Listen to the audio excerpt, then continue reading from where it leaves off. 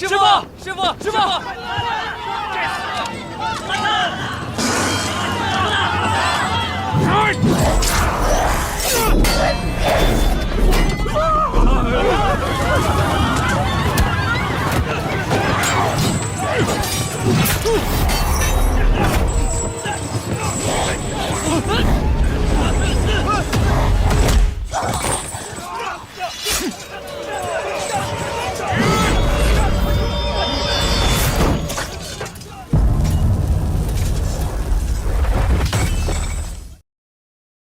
！At the center of the execution ground stood Yuan San, a feared executioner known for wielding the blade of Ghosthead. That day, he faced an agonizing order to behead a fellow soldier infected with a deadly, fast-spreading disease. The condemned man was terrified, not because of guilt, but because he didn't believe he deserved to die. He was sick, not a criminal. But what he didn't know was that he had already passed the illness to many others. Moved by pity, Yuan San made a quiet decision. He told the man he would cut his rope and that he should run the moment he was free. The man didn't ask questions. John!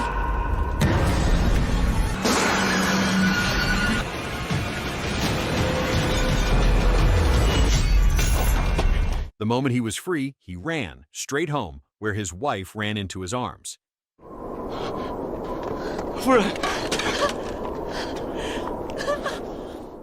A decade passed. While traveling for business, Yuan San happened to pass by that same house. The woman greeted him with a smile and thanked him for sparing her husband's life. As she spoke, the man stepped out, alive and well. But something was wrong. Yuan San, shaken, pulled her aside.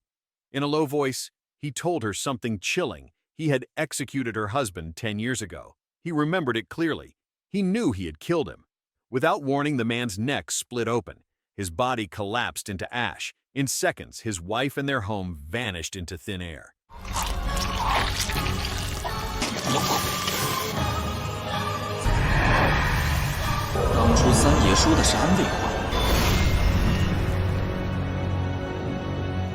It was as if none of them had ever existed. This terrifying moment was no accident. It was punishment. Yuan San had broken a sacred rule. He spoke to the man he was ordered to kill. Unexpectedly, this eerie story was being told by a young man named Tian Bao. But before he could go on, his friend Han Sheng pulled him back to reality. They were witnessing something far more urgent. Their teacher, Xie Qi, the current executioner and bearer of the Blade of Ghosthead, was about to carry out a sentence. The target was Lin Min, a known member of a gang of horse thieves. The command was clear: execute her. Xie Qi lifted his blade. But then Lin Min locked eyes with him.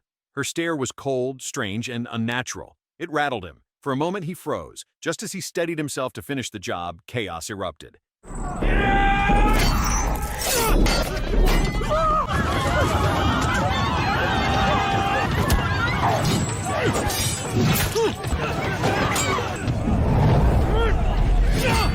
Lin Min's allies launched a sudden ambush. Chaos exploded across the execution ground. The crowd scattered in fear as bandits stormed in. Xie Qi and the city guards fought hard to hold the line.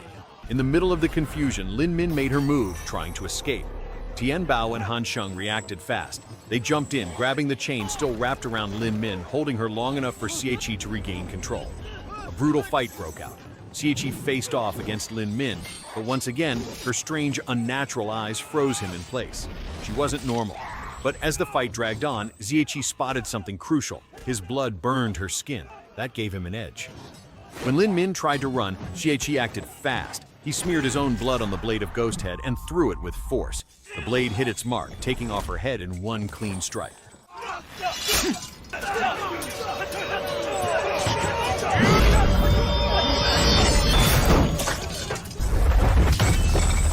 In an instant, every bandit around them turned to ash and vanished. The danger was over, but victory came with a price. Tian Bao and Han Sheng were uneasy. Xie Qi had carried out the execution too late. He had broken another sacred rule. Another line had been crossed. But that was only the beginning. In a land where death has rules and the dead don't always stay buried, some stories refuse to be forgotten. So, welcome to Executioner's Strange Talk. Shortly after, at the Fenyuan city office, pressure was building. Officials pushed Mayor Q to launch an investigation into the strange events tied to Lin Min's execution. Worried about how it might affect his reputation, Chu gave in and approved Xie Qi's request. Elsewhere, a different story was unfolding. A shaman named Jie Gu and her apprentice Jiurong were hired by a wealthy landowner, Fu Bei, and his proud daughter Fu Da. Their mission was to find a burial site on Fu Bei's land that could attract good fortune. Moments later, Jiurong performed a feng shui ritual, though Fu Da clearly didn't trust her skills. Still, Jiurong finished the reading and demanded payment, pointing out the exact location to dig. The workers began excavation, but the ground beneath them came alive. Poisonous snakes and deadly insects swarmed out, killing several men on the spot.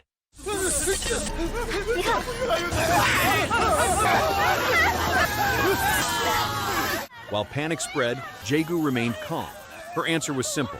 Only the blade of Ghosthead could fix this. Then, she told everyone to leave the site immediately. In Fenyuan, word spread fast Xie Qi had broken an execution taboo. Fear took hold. The townspeople started keeping their distance, afraid of curses or worse. To calm the panic, Xie Qi took bold action. He hung Lin Min's severed head at the city gate and told everyone there was nothing to fear. Taboos were just old beliefs with no real power.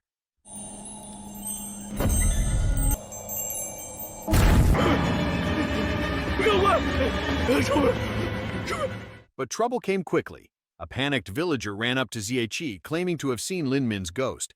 Moments later, the spirit appeared right in front of him. She asked for her head and body to be reunited so she could rest in peace. Xie Qi refused. She was a criminal. That was final. Then, 40 underworld envoys emerged behind her. They accused Xie Qi of sin, of killing too many and breaking sacred rules. They demanded his life in return. Xie Qi resisted. He had only executed those who were guilty. There was no reason to defend a criminal like Lin Min. Moments later, one envoy charged at him, ready to strike.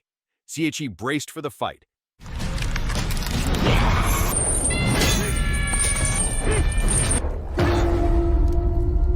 But in an instant, they were gone. All the spirits vanished without a trace. Sensing the threat wasn't over, Xie Qi took no chances. He called on his two disciples, Tian Bao and Han Sheng, to help carry out a sealing ritual. Together, they locked Lin Min's severed head inside a clay jar, sealing it tight with a wax talisman. Xie Qi explained the rules. If the seal held for 3 days, they could burn the head safely. But if it cracked, they'd have no choice but to find a corpse tailor to reunite the head with the body before destroying both. That night, while Xie Qi slept, someone snuck into his room. He woke just in time to defend himself and found that the intruder was none other than his former fellow disciple, Jie Gu. At the same moment, her apprentice, Jiurong, appeared before Tian Bao and Han Sheng, startling them. It didn't take long for Xie Qi to figure out her real reason for coming. She was after the blade of Ghosthead. Jie Gu denied it, claiming she only wanted to borrow it briefly and reminded him they had trained under the same master, Yuan San. But Xie Qi didn't believe her. He knew the truth. Jie Gu and Jiurong were frauds, fake shamans using false feng shui tricks to scam the wealthy. With her lies exposed and her request denied, Jie Gu left, defeated. But the danger hadn't passed. Soon after, the wax seal on Lin Min's jar burst open. Wasting no time, Xie Qi rushed the jar to a corpse tailor named Gui, knowing the clock was now ticking. When Xie Qi arrived at Gui's home, he immediately noticed 2 strange coffins nearby. He and Gui shared a brief moment, reflecting on their grim professions, executioner and corpse tailor. Both men knew their work was necessary, even if the world looked down on them. But the moment didn't last. Without warning, Gui began to choke. He vomited a swarm of insects and dropped dead.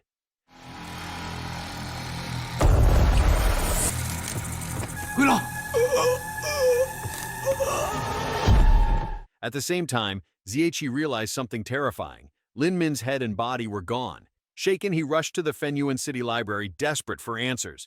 Digging through old texts, he made a shocking discovery. Lin Min hadn't just been a thief. She had been a sorceress, a follower of a forbidden dark sect. Meanwhile, Fu Bei was preparing for bed. As he drifted off, an underworld envoy appeared, sent to kill him for disturbing a burial ground without permission. But the envoy's task was interrupted. Jie Gu and Jiurong crept into the room, trying to steal Fu Bei's treasure. Just as they reached for a valuable ring on his finger, Fu Da, his daughter, entered, also trying to rob her father. In the confusion, Jie Gu and Jiurong froze, forced to hide in plain sight, directly in front of the envoy.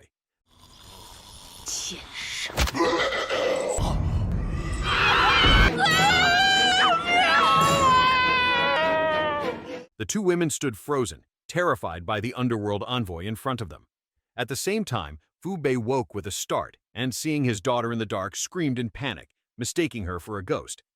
Chaos erupted. Everyone tried to flee. In the end, only Fu Da managed to break free from the envoy's chains.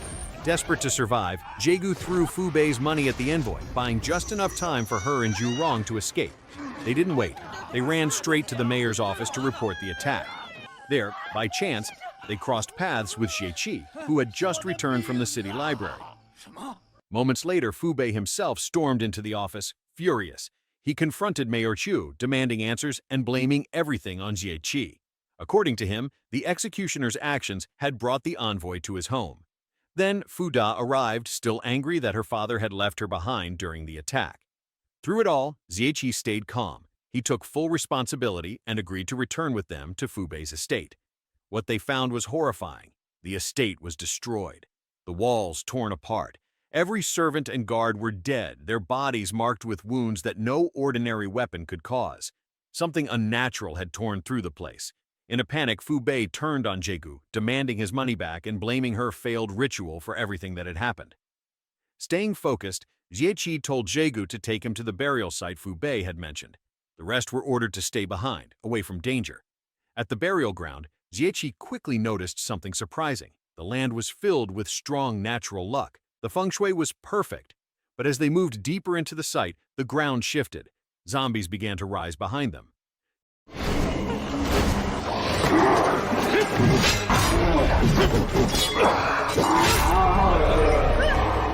Digging further, Xie Qi found a curse seal hidden in the soil. He destroyed it, and the undead collapsed into dust. But their relief was short-lived. Fu Bei arrived with his private guards, furious. He accused them of trespassing and ordered the arrest of both Xie Qi and Xie Qi. But what he didn't know was that a venomous insect left behind by the underworld envoy had slipped inside his clothes, ready to strike. Meanwhile, far from the burial site, the same underworld envoy reported to a powerful demonic figure, a woman with a face nearly identical to Lin Min's. He explained that Xie Qi had once again interfered with their plan. But the demon, calmly cradling Lin Min's severed head, wasn't worried. She knew everything was still unfolding exactly as she intended. On the other hand, Fu Bei, still keeping Xie Qi locked up, brought him into his private chambers. He made an offer, freedom and a large reward, but only if Xie Qi would help dig up a grave. Fu Bei believed that with the blade of Ghosthead, even restless spirits couldn't stop him. But Xie Qi refused. He warned that disturbing the grave would only lead to disaster. Before Fu Bei could press further, his body gave out. He collapsed and died on the spot.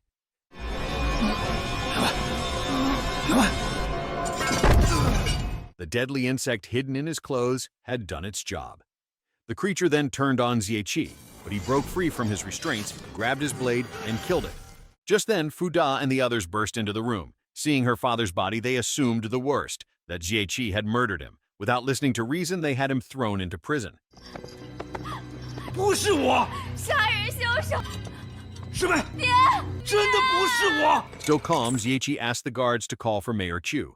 He claimed to have important information about the dark forces now threatening the city. Soon after, Tian Bao and Han Sheng visited him in his cell.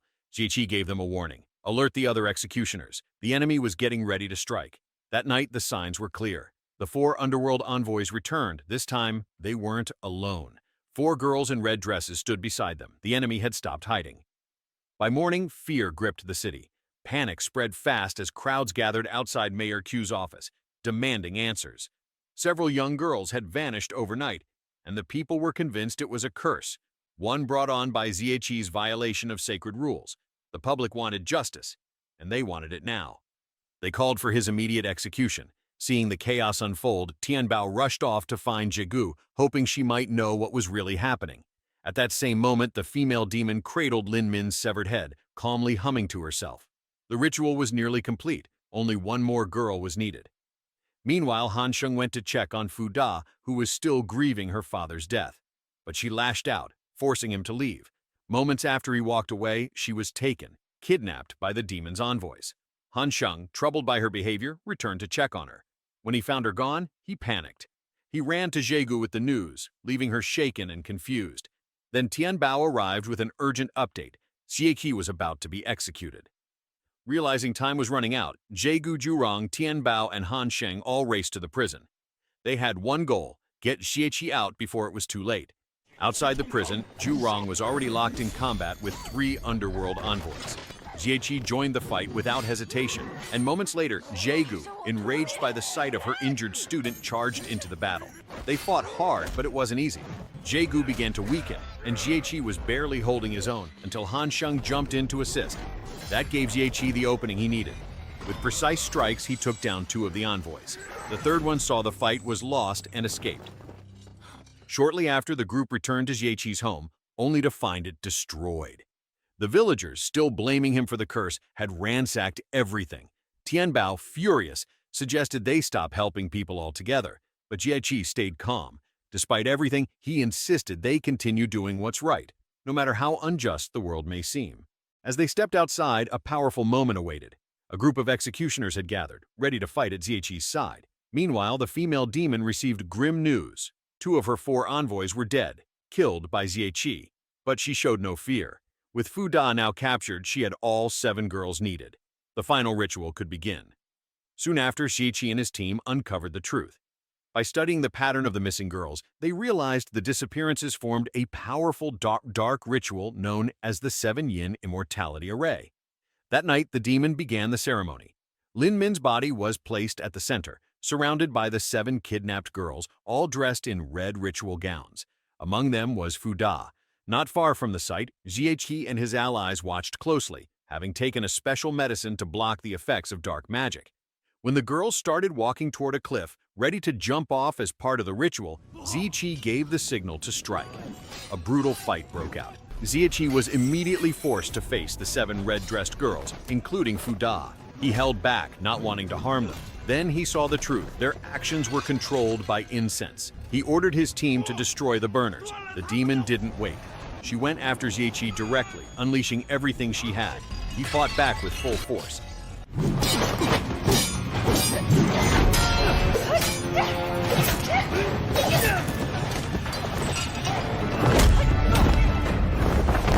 At the same time, Tian Bao, Han Sheng, Jegu, and Jiurong took on the remaining 2 underworld kings. The battle was intense, but they eventually brought them down.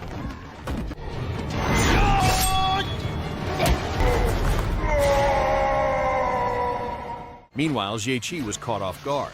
The demon's eyes trapped him in a powerful illusion. In an instant, he was lost, staring into a vision of hell itself. As Xie Qi remained trapped in the illusion, Jegu fought to bring him back, calling out to him while the others held off the demon. Inside the vision, Xie Qi stood before 2 demon overlords who condemned him for the countless lives he had taken. But he didn't flinch. He declared that every person he executed had been a criminal, and he had no regrets. When the demons attacked, Xie Qi broke free with a single, powerful strike, shattering the illusion. He snapped back to reality just in time. Han Sheng and Tian Bao were struggling, barely holding the line. But something clicked in Xie Qi's mind. He suddenly saw the truth. Lin Min and the demon weren't just allies, they were twin sisters. Xie Qi revealed that the 7 Yin immortality ritual was nothing more than a lie. Holding up a book he had taken from the city library, he pointed to an old case from a century ago, an identical hoax designed to fool the desperate. But the demon refused to listen. Blinded by pain and rage, she remembered everything, how she and Lin Min were once hunted, feared, and hated. Their entire family had been massacred by villagers, punished simply for being born with double pupils, a rare eye condition mistaken for a sign of evil.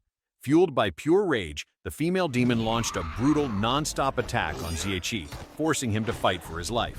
As the battle reached its peak, Tian Bao made a bold move. He ran to Lin Min's corpse and set it on fire. The flames drew the demon's attention. Overcome with panic, she rushed to the burning body, holding it in despair. In that vulnerable moment, Xie Qi acted. With one swift, final strike, he took her head and ended the threat for good.